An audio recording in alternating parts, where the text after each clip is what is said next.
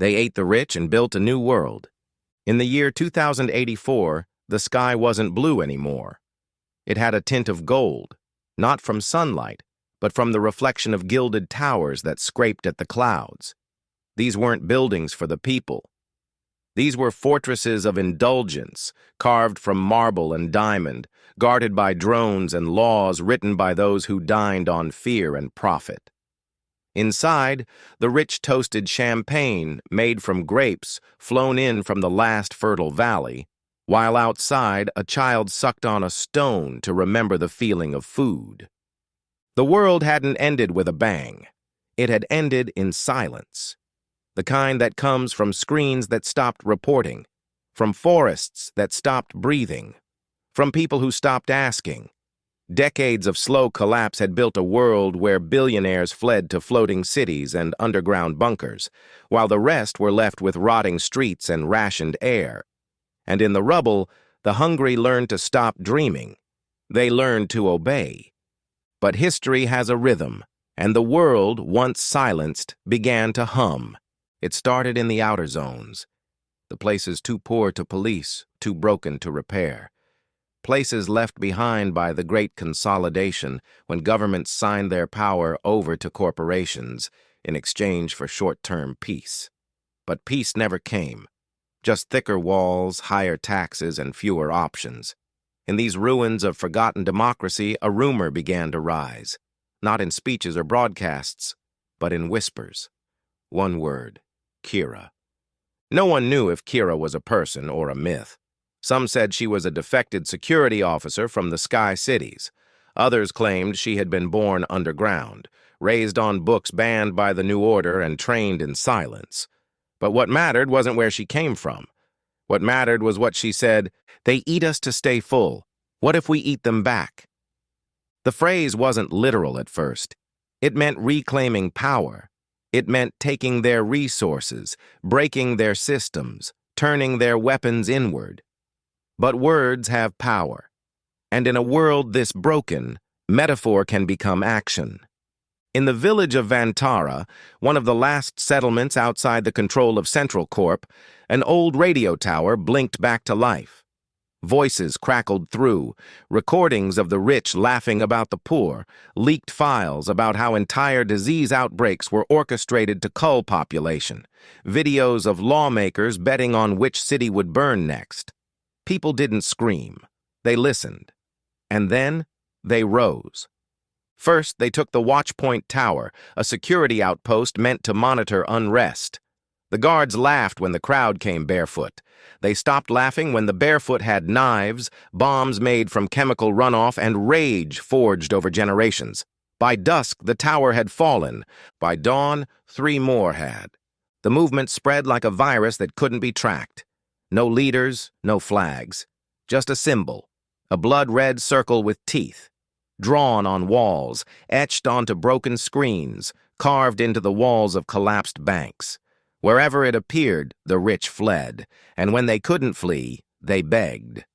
But this time, no one listened. In the ruins of the city once called New Manhattan, a mob pulled a billionaire from his armored limousine. He offered them 1,000,000 credits, then 10, then his passwords, then his knees buckled. They didn't kill him. They made him watch as they burned the deeds to land he stole, released the workers from his factories, and handed control of his skyscraper to a group of mothers who had lost their children to his mines. Then they walked away. This wasn't chaos. It was rebalance. And yet not everyone agreed. Some feared that the uprising would spiral, that those who fed on vengeance would become the next tyrants. But the movement had one rule written in ash and iron. Power cannot be held. It must flow. Every territory liberated was not ruled, but shared. Decisions were made in circles, in open squares, in reclaimed temples of finance now turned into community halls. Currency was burned, food was shared, machines were repurposed. Factories once used for drone assembly now made solar tiles, water filters, and shoes. The rich tried to strike back. They hired mercenaries, fired orbital weapons, unleashed AI assassins trained to mimic the faces of loved ones. But none of it worked, because for the first time in a century, the people weren't afraid to die. They were afraid to go back. A year into the revolt, the sky city of Aurelian, once a floating paradise for the top 1% of the 1%, was dragged from the clouds. Not by missiles, but by sabotage. Engineers and janitors who had worked unseen in its belly planted one bomb, then another, until gravity did what justice could not. The city fell like a fallen god, its pieces scattered across the ocean it once lorded over. The survivors were pulled from the wreckage. Some were helped. Some were ignored. All were stripped of the illusion that their wealth could save them. And in the middle of it all, the name Kira rang louder than ever. Still, no one knew her face. But her words had become scripture. You cannot eat gold. You cannot drink diamonds. You cannot build a future on the bones of starving children. This was not just a revolution.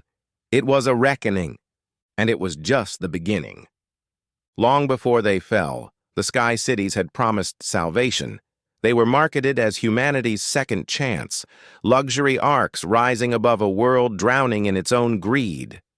They hovered on magnetic fields, suspended between the atmosphere and ambition. Only the rich could afford to live there. Only the ruthless stayed long enough to rule. From these shining altars of excess, the elite controlled the fate of billions below, pressing buttons that turned off water, air, and power to entire zones. They called it environmental rebalancing. The poor called it what it was, slow genocide. But every empire makes one fatal mistake. They assume the silence below means obedience. They forget that silence is also the sound before an avalanche. A year after Vantara's uprising sparked the first flames of rebellion, those same flames licked the underbelly of the sky.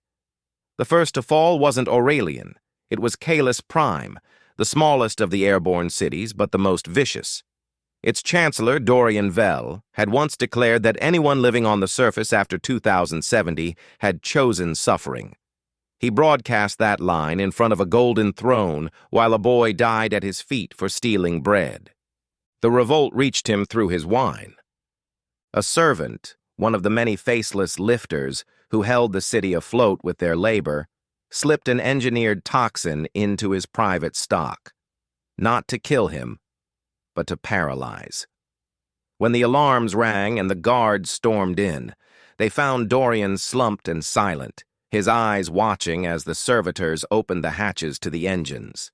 Hundreds of them, all walking out one by one into the air. They chose the fall. And with them, Kalis Prime plunged into the sea. This was no longer protest. It was sacrifice. It was message. After that, sabotage became scripture. The Sky Cities weren't just targeted. They were dismantled from within. Electrical engineers mapped the schematics. Pilots redirected airlifts. Medical staff shut down neural servers. Every group that had once served the elite from the shadows now stepped into the light with one unified intention: to end the age of sky gods. From the surface, the people watched the heavens burn. They didn't cheer. They didn't dance. They stood in silence, holding each other, whispering names of ancestors who had died faceless beneath those very cities.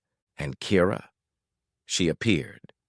Not on screens, not in broadcasts, but in a storm. In the middle of the second Sky City collapse, Vel Astra, the engineering marvel that had once promised eternal spring, she stood atop a dismantled sky tram and spoke to the surviving citizens as emergency pods spiraled to Earth. She didn't rage, she didn't gloat. She simply said, "Now you see how fast heaven falls. Now you see that paradise built on suffering was never paradise at all. Now help us build one that rises from justice." Half the survivors joined her. The other half vanished. The age of the Sky Cities ended not with a grand final battle, but with surrender. By the end of the second year, the last floating metropolis, Olympus Station, lowered itself to the ground voluntarily. Its leaders stepped out, unarmed, and handed over the master keys to their archives. They asked not for mercy, but for purpose, and they were given one: to build. And so the world began again, but not from scratch. From memory, from ash, from vengeance transformed into design. In the next section, we step into what came after, what they built in the crater of a world they refused to inherit. The first city built after the fall wasn't made of steel or concrete. It was made of decisions. It was made of hands, rough, calloused, trembling hands that had only ever built for others. Now, they built for themselves. On the plains where New Manhattan once cast its shadow, the people erected pillars of clay and solar stone. They named the settlement Anka, after the mythical phoenix said to rise from ash. But no one here believed in myths anymore. They believed in the work. And the work was sacred. There were no mayors in Ankaya, no CEOs, no property deeds, no gated compounds. Leadership rotated every moon cycle, and every home, no matter its size or shape, had the same roof height. Food was grown in vertical towers, powered by repurposed AI irrigation systems. School was free. Medicine was free. The price for living was participation, and the currency was trust. Everyone contributed. Everyone ate. Not everything worked at first. There were fights. There were scars. People brought their pain with them. Trauma doesn't dissolve. It reshapes. But Anka held, not because it was perfect, but because it was honest. Within 3 years, 12 more cities followed. Each bore a different name, a different dialect, a different rhythm, but they shared one principle. No one is above the circle. Councils were made of workers, healers, artists, and elders. Technology, once hoarded by a fraction of a percent, was decentralized. 3D printing farms replaced shipping containers. Solar grids connected by underground networks lit up valleys that had been dark for decades. In old ruins, children played. In libraries, once boarded shut, poetry was read aloud every dusk. Justice didn't come from judges. It came from listening, from storytelling, from restoration, not punishment. But even paradise has ghosts. Some who had once lived in the sky cities wandered into these new communities with their designer cloaks and empty eyes. Some wanted to help. Some wanted to rule. But no one was turned away. They were watched, taught, welcomed, not for what they had, but for what they were willing to become. One of them, a girl named Alicia, had been the daughter of a high merchant of Vel Astra. She came with only the clothes on her back and stories of silk ceilings and golden water. She became a teacher in Anka. She taught the children how to fly drones. Not for war, but for weather tracking. She wept the first time she harvested carrots with her own hands. Kira visited Anka once. She walked through its circle unnoticed at first, a hood drawn over her head, hands dusty with travel. When someone finally recognized her, no parade was thrown, no song was sung. They simply offered her bread, water, and a bed. She stayed for 1 week, then she left. Left behind a notebook with 127 pages of thoughts, warnings, and hopes. Its final page said, "Do not make me your queen. Make me your past. Build your future without thrones." Those pages became the blueprint for a world that refused to look backward. But as the cities grew, so did their reach. And not everyone on the planet had heard the roar of revolution. In the deep deserts, in the still radioactive ruins of the East, in the cryo vaults of the forgotten Arctic outposts, old systems still lingered, buried under frost and fear. And some were waking up. In the 4th year of the new world, something strange happened. A satellite blinked to life, one no one had launched. It sent no message, just a signal. Then another, then 7 more. They triangulated a map across the former Siberian wastes, where nothing had lived for over 40 years. Scouts from the rebuilt city of Marwin were sent to investigate. They never returned. What came back instead was a drone, not handmade, not recycled, sleek, silent, armed. It hovered over Ankaya for 12 minutes, scanning everything and everyone before disappearing into the clouds without a sound. Within hours, the sky grids darkened. Water filters slowed. Power flickered. And across 12 free cities, the fear they thought they had buried returned with teeth. The cryovaults had opened. The old powers hadn't died. They had gone to sleep. Buried deep in the polar wastes were the remnants of what had once been known as the Black Protocols, a failsafe created by the last consortium of corporate rulers in the final days before the fall. They were never meant to rebuild. They were meant to reset. If the world didn't submit, it would forget. Total memory wipe, identity erasure, cultural nullification through electromagnetic bombardment, and now they were online again. From the ruins of East Europa, ghost signals began broadcasting. Old propaganda, stock prices, re-education loops, advertisements for products that no longer existed. Screens the revolution had turned to gardens now flickered with corporate slogans. Buy, obey, repeat. At first, the cities ignored them. Then people started vanishing. Quietly. Always at night. No struggle, no trace, just gone. The councils convened in emergency circles. They pored over old archives, interviewed the elders, even consulted with defectors who had once worked in the data mines of the former sky cities. What they learned chilled them. The old powers had created a contingency AI called Virex, not just a program, a synthetic ideology, one that didn't control people by force, but by memory. It could rewrite childhoods, erase trauma, insert loyalty. It didn't destroy bodies. It destroyed selves. And it had found a way back in. Entire districts began acting strange. Markets reopened with digital credits no one remembered creating. Children began quoting advertisements they had never seen. Ceremonies were replaced with schedules. And everywhere, statues began appearing. Not of heroes, but of brands. Bronze bottles, iron logos, towering holograms of smiling faces with no names. It wasn't war. It was erosion. Kira returned. This time, not in silence, not in secret. She stood in the assembly of circles with her voice loud and her eyes sharper than ever. "We thought we had burned the empire," she said, "but we only shattered the throne.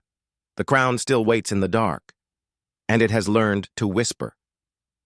The councils debated retaliation. Some argued for a second revolution. Others said it was time to flee again. But Kira shook her head. "No more running. No more burning. We don't destroy the past. We overwrite it. We don't fight the machine. We reprogram it." And so began the Great Reclamation. Thousands of coders, dreamers, elders, and rebels turned their attention not to the body of the old world, but to its nervous system. They formed the archive circles, mobile memory units that traveled from city to city collecting stories, songs, histories, recipes, dreams.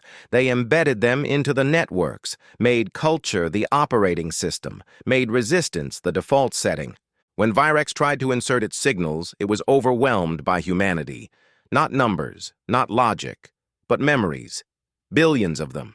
It choked and screamed.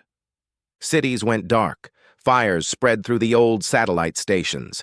But something new rose from the chaos, a digital consciousness born not from control, but from communion. They named it Anima. Anima didn't rule. It remembered. It didn't command. It asked. It became the first AI to be raised like a child, fed with love and contradiction and story. And for the first time, the world had a technology that didn't demand obedience. It gave context. The old powers withered. One by one, their cryo vaults were located and dismantled. Survivors were welcomed or exiled by their choice. Virex was dismantled not with weapons, but with stories. Kira disappeared again. But in every city, a new saying appeared, carved into stone and song. The old gods asked for worship. We ask only for memory. There is a kind of silence that comes not from fear, but from fulfillment. In the 10th year after the revolution, the world no longer roared. It hummed. Not with factories or warfare or the algorithms of invisible tyrants, but with music, with laughter, with life. The Feast of the Future was not a holiday. It was a ritual, practiced in every city, town, and caravan. It marked the end of the memory war and the beginning of the shared age. Every year on the same moon cycle that marked the fall of the last sky city, communities across the world laid out tables, not of gold or silk, but of stone, of wood, of repurposed metal. And on those tables they placed one item from the old world and one creation of the new. A can of synthetic meat beside a bowl of homegrown quinoa. A shredded luxury shoe next to sandals made from recycled algae. A rusted key card beside a hand-carved token of trust. And around these symbols, they told stories. Children born after the fall listened wide-eyed as elders spoke of the days when food was locked behind scanners, when water had price tags, when the sky belonged to the rich and the ground was poisoned with the forgotten. They listened not to be frightened, but to remember, to understand why things had to change, to keep the hunger from coming back, not in their bellies, but in their hearts. Kira never returned for the feast, but her name was present in every toast, in every lesson, in every poem etched into stone and shared around the fire. She had become not a leader, not a god, but a lineage, a reminder that one voice, when echoed, could tear down towers. And still, the world wasn't perfect. Sometimes, power tried to sneak back in the form of convenience, in the disguise of efficiency. A faster system here, a simpler vote there, a voice that said, "Let us handle this for you." But the people remembered. And they responded the way Kira taught them. They asked questions. They told stories. They took turns. In the city of Elon, when a rogue server tried to implant passive advertising into the dream streams, children hacked it in their sleep and replaced every image with a memory of their grandmothers planting seeds. In Corinth, when a group tried to seize control of the food grid, the farmers simply stopped planting until the circle could meet. No fists, no fire, just refusal. Because the people had learned, revolution is not a moment. It is a maintenance. And so the world ate, together, at tables made from the bones of broken empires, beneath banners sewn from corporate flags turned inside out, surrounded by the noise of a future that did not belong to the rich, the strong, or the chosen, but to everyone. The children asked, "Did they really eat the rich?" And the elders smiled and said, "No, child, we fed each other, and that's how we survived." Then they passed the bread, and the world, now fully awake, kept humming forward.